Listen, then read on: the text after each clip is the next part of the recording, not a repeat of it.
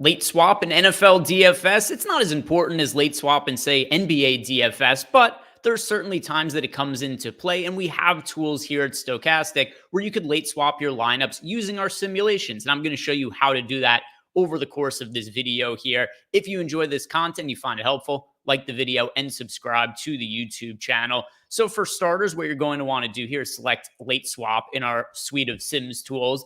And now you want to make sure that you have the right site selected that you're playing on. We are supporting DraftKings, FanDuel, and Owner's Box in our simulation tools.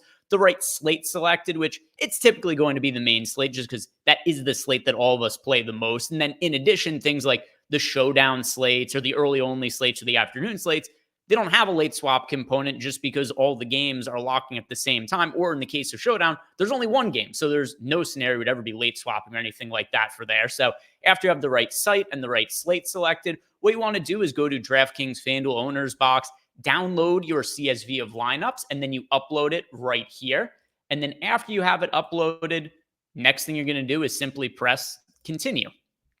Now, some of the other options here you're going to see on screen from the next page here is going to be pool size. Now, if you have our max package, you can build up to a 10,000 lineup pool. If you have our core package, you can build up to a 1,000 lineup pool. And what you want to be selecting is whatever the amount of lineups is that is most similar to the contest you're playing in. So if you're playing in a single entry that only has 1,000 lineups, you'd select 1,000. If you're playing in the Millie Maker that has tens of thousands to hundreds of thousands of entries, then you'd be selecting 10,000 because that's the number that's closest to the amount of entries that are in that contest. For this, I'm just going to select 1,000. Percentage to first, this is going to be whatever percentage to first pays out in the contest you're in. So if you're in an NFL contest that has a $400,000 total prize pool and it pays out $100,000 to first place, you'd want to be selecting 25% because 100,000 is 25% of 400,000.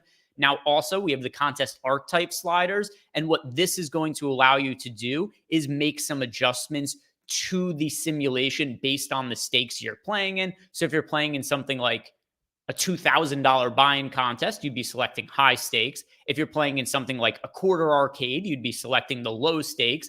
And then for most contests, it's going to be the marquee setting. So stuff like the $5 150 max on DraftKings or the $9 150 max contest on DraftKings or FanDuel or those flagship Millionaire Maker contests. You want to be selecting marquee for that. And then swappable lineup profile. I typically just leave this on balanced, but if for some reason you wanted to build really chalky lineups and you wanted that to be a priority, you could select chalky. If you really want a contrarian, you could set that to contrarian as well. But after you have all those settings selected, the next thing you're going to do is select generate lineups. Now, what is happening here is we are having a bunch of lineups made that are potential ones that can be swapped from the lineups that you're already playing. And that's why it's important that we uploaded the lineups that we already had contests for FanDuel, DraftKings, wherever you're playing, because if you just built out a ton of lineups randomly, well, there's a very slim chance that the players that you already have in your lineups are going to be able to be swapped to those sets of lineups. So what's happening here, like I said, is we have a bunch of lineups being made that our existing lineups can be swapped towards. And then when we simulate out the slate after this, it's going to tell us which lineups are best. Is it our existing lineups or is it some of the new lineups that were already built out here? And now you will see on this screen our pool here, which if you guys are familiar with the contest generator, same sort of deal, but now for the late swap tool, we're going to see our pool exposures, the ownership, and you want these to be fairly close together because the idea of the pool that we're creating is that you want it to match up what the field is expected to do. If you do think that there's a player who's going to be way more or way less popular than what we have projected, then you could do a boost ownership and you could up somebody or you could down somebody. And what this is changing is going to be the projected ownership of the player. So you don't want to be pressing these buttons if you want to be getting more or less of a player. You're only using this if you think a player is going to be higher or lower owned than what our ownership projections are. Now, after you have your pool created, you're going to review the projections. And now on this page, what's going to default to is the stochastic projections. But if you have your own projections that you want to enter, you could upload custom projections. You're going to have a CSV file, one column that says player name, one column that says projection, a column that says ownership, and you upload that. And that is going to then customize the simulation for your own personal projections. If you want to change individual players, you could certainly do that too. So if you think Josh Allen should be projected for, say, 24 fantasy points, you could change him right here. If you want to undo that, you could press this and that'll undo the projection change you made. You could type in a custom projection as well. If you want to go 30 fantasy points, for instance, for Josh Allen, you could do that also. But you don't have to make any changes here. If you just want to use our default projections, then you're good to go and run the contest simulation. Now, when we're running the contest simulation, what is now happening is the exact same thing that happens in our pre-contest sims. We are simulating the contest out 40,000 times. All of the lineups that we have built are playing against each other, including all the lineups that are potential lineups that our lineups can be swapped to. So our existing lineups, the new built lineups, they're all playing in a GPP setting against each other 40,000 times. All of the games are being played on a play-by-play basis, which is going to allow us to incorporate correlation. So every time a quarterback throws a pass, there's potential for a wide receiver to catch that pass and score a touchdown. And if that happens, the quarterback gets extra fantasy points, the wide receiver gets extra fantasy points, and all of that is being included in our play-by-play simulation. So that's how we're accounting for things like correlation.